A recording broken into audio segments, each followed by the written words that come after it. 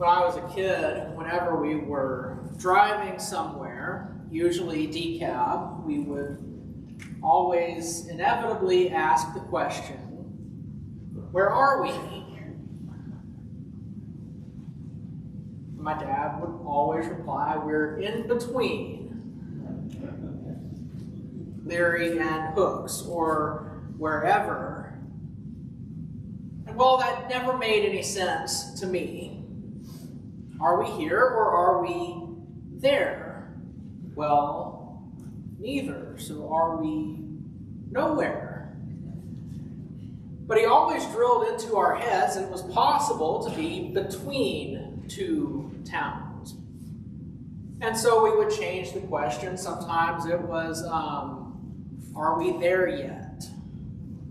Well, obviously, no, we're not. And so we're looking for more specific answers, and you know, it might have helped if we had a geographical understanding of Bowie County, the progression of towns between here and DeKalb, but at that age we didn't know all that. We knew where we came from, we knew where we were going, everything in between was just this indefinite period of boredom.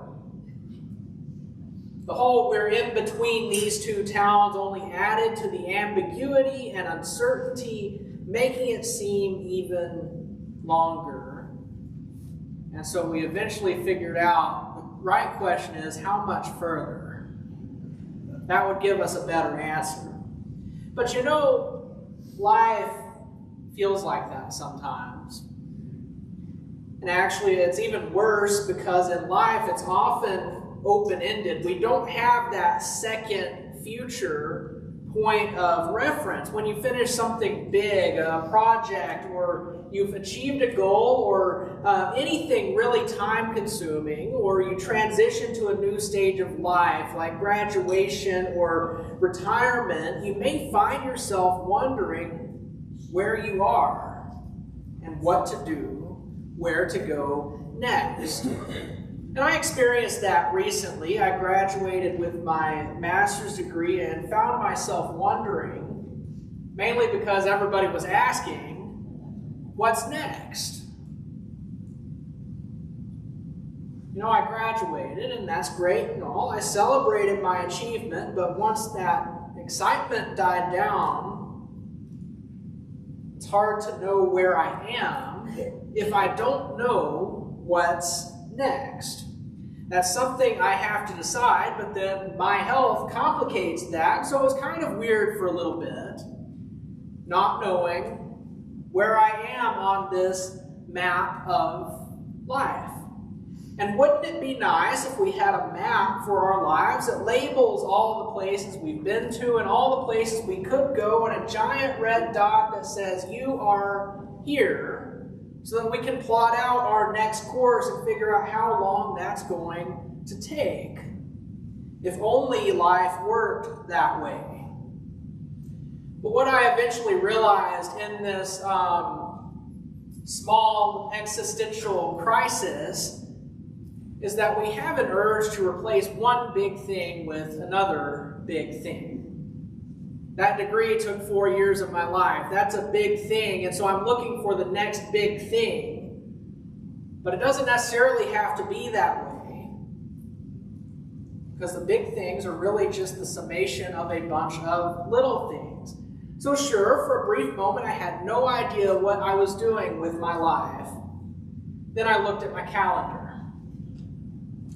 Graduation was in Alabama last Friday, and then I had to teach Bible class and lead singing last Sunday morning. And then I preached in DeKalb on Sunday night.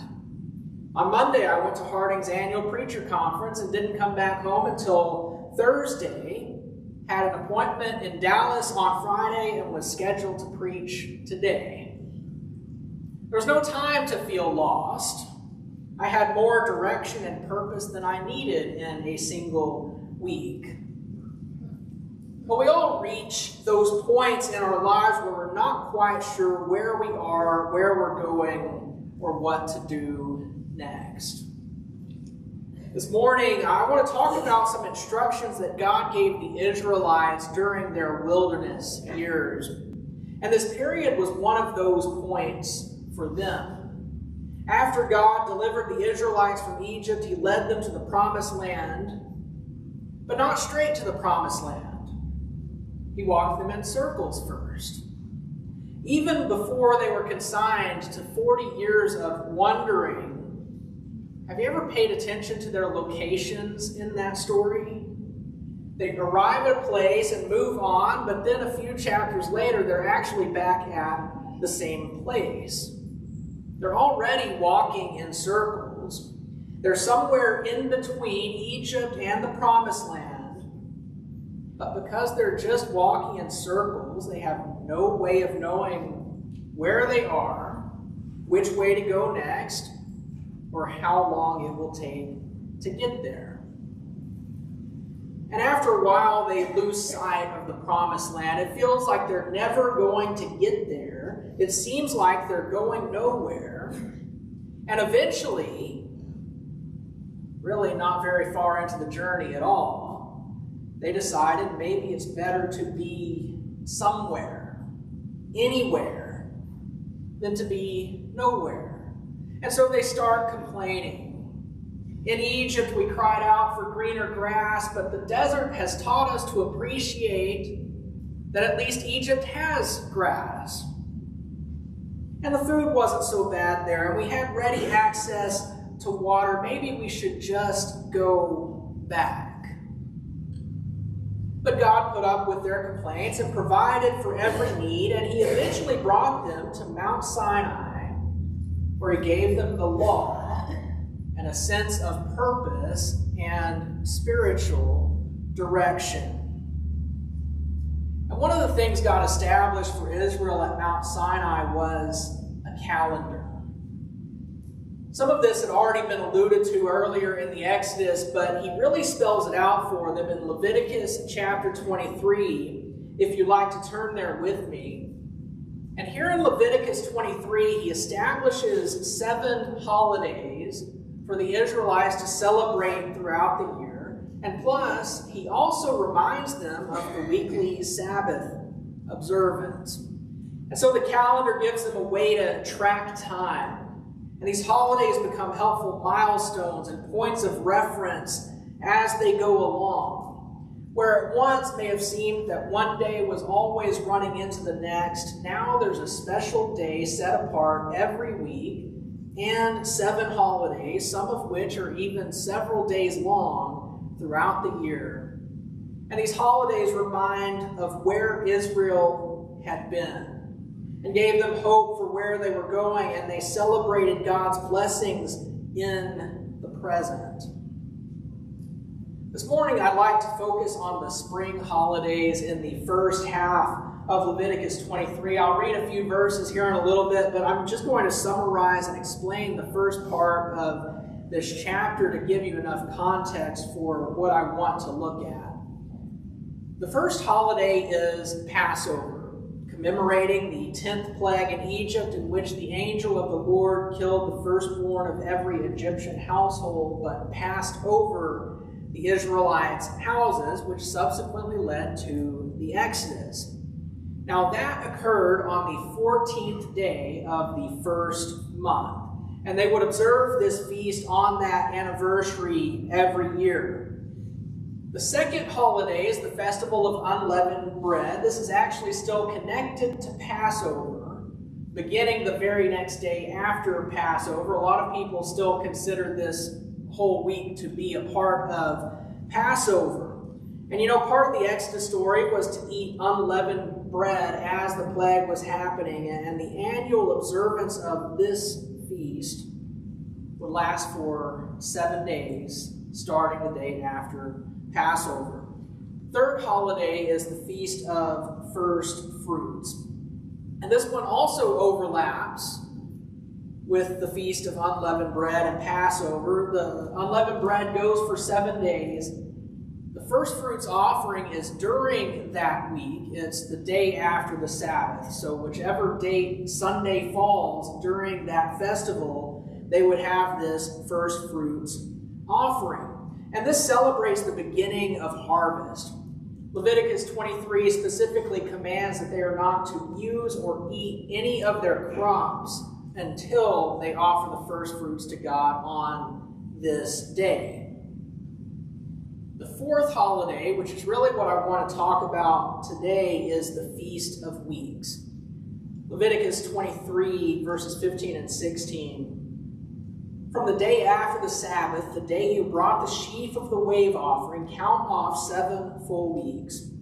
Count off 50 days up to the day after the 7th Sabbath, and then present an offering of new grain to the Lord. And so this is still connected to those other holidays, because we're starting with the Feast of First Fruits, counting off 7 weeks after that offering. And that's actually why this is typically referred to as the Feast of Weeks. Another way of looking at that is it's 50 days after the Sabbath that occurs during the Feast of Unleavened Bread. And so the Feast of Weeks is also known, more commonly known by Christians, by the Greek name Pentecost, which simply means 50th. And of course, this is the holiday that was being celebrated on the day the church began in Acts chapter 2, so you've probably heard of it before. But if I were to take a survey asking about the meaning of Pentecost, I would bet almost everyone would talk about Acts 2, not understanding the importance of that same date prior to that event. We talk a lot about Pentecost, Acts 2 Pentecost, but today I want to give you some Old Testament background so that you can have a greater understanding and appreciation for Pentecost. And I'm going to primarily refer to it as the Feast of Weeks, just to bring it back to its Old Testament roots. But keep in mind, this is still that same day that we read about in Acts chapter 2. But let's pick up in verse 17 of Leviticus 23. From wherever you live, bring 2 loaves made of 2/10 of an ephah of the finest flour, baked with yeast, as a wave offering of first fruits to the Lord. Present with this bread 7 male lambs, each a year old and without defect, 1 young bull, and 2 rams. They will be a burnt offering to the Lord, together with their grain offerings and drink offerings, a food offering, an aroma pleasing to the Lord. Then sacrifice 1 male goat for a sin offering and 2 lambs, each a year old, for a fellowship offering. The priest is to wave the 2 lambs before the Lord as a wave offering, together with the bread of the first fruits. They are a sacred offering to the Lord for the priest. On that same day you are to proclaim a sacred assembly and do no regular work. This is to be a lasting ordinance for the generations to come, wherever you live. When you reap the harvest of your land, do not reap to the very edges of your field, or gather the gleanings of your harvest. Leave them for the poor and for the foreigner residing among you. I am the Lord your God. The Feast of Weeks, at face value, is an agricultural holiday. Whereas the first fruits offering marked the beginning of the harvest, the Feast of Weeks celebrates the end of the harvest season. This feast is an act of thanksgiving for God's provision. And they're to show this gratitude through numerous sacrifices and offerings, which I think is symbolic of their anticipation for abundance. God is going to provide for their needs, but even more so that they can give some back to God. And more than that even, in verse 22, he says, don't reap all the way to the edges of the field. If you miss a little spot, don't go back and get it. If you drop some as you haul it off the field, just leave it there. Don't take every last single stalk of grain, but leave some behind for the poor and for the foreigner and for those who don't grow their own crops. There will be so much abundance, thanks to God's provision, that they will have enough for themselves, plus enough to give back to God, plus enough to take care of the disadvantaged. The Feast of Weeks is essentially their Thanksgiving, marking the end of the harvest season. And that's all we really know about it if Leviticus 23 is all we really look at. The Old Testament doesn't provide us much more information than this, but we do have some additional sources regarding the Jews' traditional observance of this holiday. And we don't really see it explicitly in the text, but the feast also has spiritual significance to the Jews beyond just the ritual sacrifices and offerings. God gave them the law less than 3 months into their wilderness expedition. And they didn't know this at the time, but they still had 40 more years to go. They weren't tending fields or planting and harvesting crops in the wilderness, yet God had already established this holiday in anticipation of the Promised Land's bounty. But in the wilderness years, this wasn't just a holiday of anticipation. It had significance for them then, too. The Jews have always celebrated the Feast of Weeks as the anniversary for God's revelation of the Torah to Moses. Now, we can't verify this exactly because the Bible doesn't give an exact date for when God gave Torah. Based on the narrative, it seems to have taken place over a period of several days and weeks. But that being said, based on what we know about the date of the Exodus and of the Israelites' initial arrival at Mount Sinai, the Feast of Weeks does seem to be about that time. It corresponds with that date of the giving of the Torah. And so the Feast of Weeks has always been viewed as a celebration of God's divine revelation and his covenant with Israel that he established at Mount Sinai. Now, as Christians, I think we often don't fully understand the value of Torah, because we read about the law in the New Testament, how we're free from the law, and so a lot of times we don't pay as much attention to it. But Torah is more than just a law code. Torah, and really that whole experience at Mount Sinai, really brings the people together and unites them as one nation. Up to this point, they shared DNA. They were all descended from Abraham, Isaac, and Jacob, and as a result, they shared a common experience, their life in Egypt, enslavement, exodus, and wilderness journey. But beyond that, in their day-to-day lives, they really didn't have a lot in common. They were divided by their tribes and clans and families. But when God brought them out of Egypt and took them to Mount Sinai and gave them the Torah, establishing his covenant with them, he formed them into a single community with a shared identity. Now, we still see the tribal lines, specifically as they pertain to the inheritance, dividing up the Promised Land, and that division often overshadows Israel in the Old Testament. But as they're all united to God in faith and covenant relationship, they're also united with one another. Their newly established faith and commitment to God, in addition to their genetic background and shared experience, were the basis for their new identity. They were no longer just an ethnic group without a distinct identity, but they were a united nation. And all of their holidays were a reminder of this. They were united in their celebration. But these spring holidays that I've been talking about today, Passover, the Feast of Unleavened Bread, the First Fruits, and the Feast of Weeks, specifically required a pilgrimage to the tabernacle and later the temple, whereas the later holidays did not. the people physically came together to celebrate their shared experience, deliverance from Egypt, and their shared identity. And this was especially on their minds as they celebrated the anniversary of Torah, which was essentially the manifestation of that identity.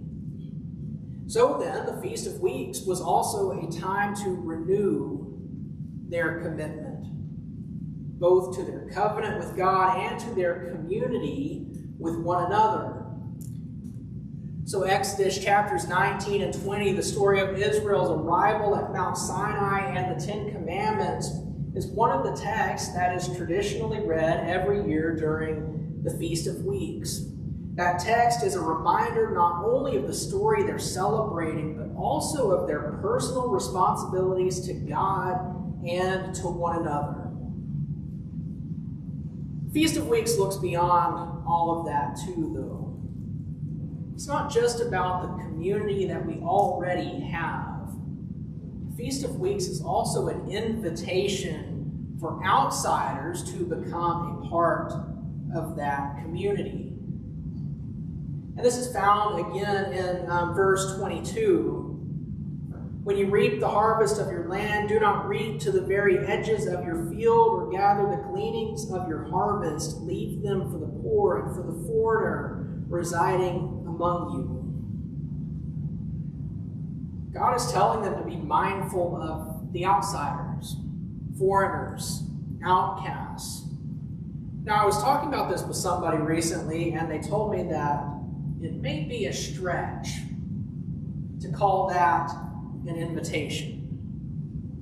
Now, if you agree that's a stretch, I think maybe you're coming from the idea that by the time of the New Testament, Judaism is very exclusive, not particularly welcoming toward outsiders or people who are different. But let me tell you why I see it as more than just hospitality and as an invitation into the community. Now, that verse probably sounds familiar to you, but you're probably surprised to read it here in Leviticus, because I think most people associate that idea with the book of Ruth. It's actually commanded by God first here in Leviticus, long before the events of Ruth, but there is a connection, because Ruth takes place during the harvest. Although we're not talking specifically about the Feast of Weeks in Ruth, it's not too far in the future. It's leading up to that celebration. The story has the feast in the back of its mind, as well as this text from Leviticus 23. One way of putting it might be to say that Ruth depicts the application of Leviticus 23. And in fact, the book of Ruth is a second text that is traditionally read during the Feast of Weeks, as the Jews celebrated every year. And that's particularly significant because I think that's the only official liturgical use for the book of Ruth in both Judaism and Christianity is at the Feast of Weeks. But think about that story for a minute. Ruth, a foreigner, an outsider, was not only cared for as a direct result of this command, but she even married Boaz. She became a part of the community, and an important part at that, because Ruth had a great-grandson named David, who became king of Israel. And even further down the line, a descendant named Jesus. Ruth was a Moabite, but she became a part of Israel because of what the Feast of Weeks stood for. An invitation into the community. Finally, the Feast of Weeks emphasizes the presentness of God with his people. It calls to mind the past, how God delivered Israel from Egypt, guided them through the wilderness, and revealed himself to them at Mount Sinai. And it anticipates the future, the promised inheritance and blessings and abundance of Canaan. But most importantly, it demonstrates that God is with his people right here, right now, just as he has always been with them every step of the way and promises to continue to be with them. The Feast of Weeks is a reminder that God is always present with his people. The Israelites forgot his presence and their covenant with him. And eventually they went into exile and felt like God had abandoned them. But eventually God brought them back to their own land. But things were never the same. The land was never really theirs again. So they looked forward to a Messiah who would deliver them and reinstate their status and inheritance. They were stuck in another period of in-betweenness, still waiting on that day. So one day, in Acts chapter 1, about 40 days after the resurrection of Jesus, Jesus was preparing his disciples for his imminent departure, at least physically, this time for good. And they asked him, "Lord, are you at this time going to restore the kingdom to Israel?" Or my paraphrase, are we there yet? We rarely think of the Feast of Weeks as Christians because it seems to pale in comparison with what we recognize as Pentecost. But Pentecost and the Feast of Weeks are the same thing. And the Feast of Weeks helps to explain the symbolism and value of Pentecost. Pentecost was again at a point of confusion and uncertainty. Jesus had ascended 10 days prior, and the apostles were waiting for the next thing, but didn't know when it would be or how it would happen. Another in-between period. But in Acts chapter 2, Jews from all over the world were gathering in Jerusalem to celebrate the Feast of Weeks. And that's the day it happened.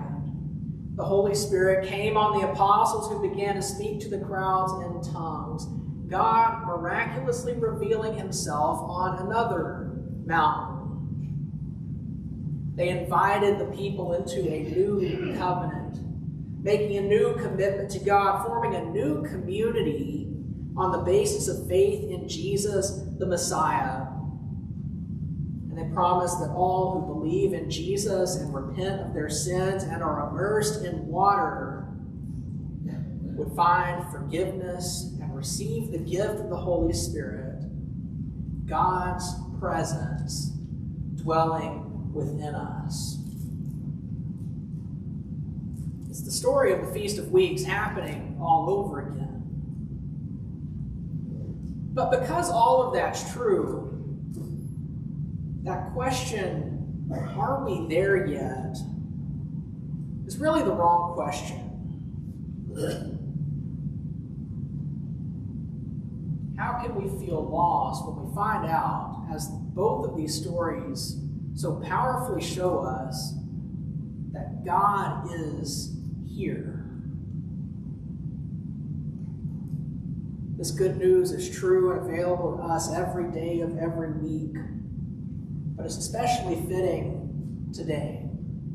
I don't know if you've looked at the calendar today, or if you've quietly been doing the math while I've been talking, or maybe you're completely oblivious, but today is 7 weeks from Easter. Today is Pentecost Sunday. And so I hope you'll take to heart this reminder today. The message of Pentecost is that Jesus is alive and well, and he's seated at the right hand of the throne of God, who is willing to forgive and be with us despite all that we've done. And he invites us into Christ's body, the church. So if you're lost or scared or confused, brokenhearted, convicted of sin, lonely or uncertain, there is hope. As Peter said in Acts 2:39, this promise is for you and your children, and for all who are far off, for all whom the Lord our God will call. That same invitation is extended to you this morning.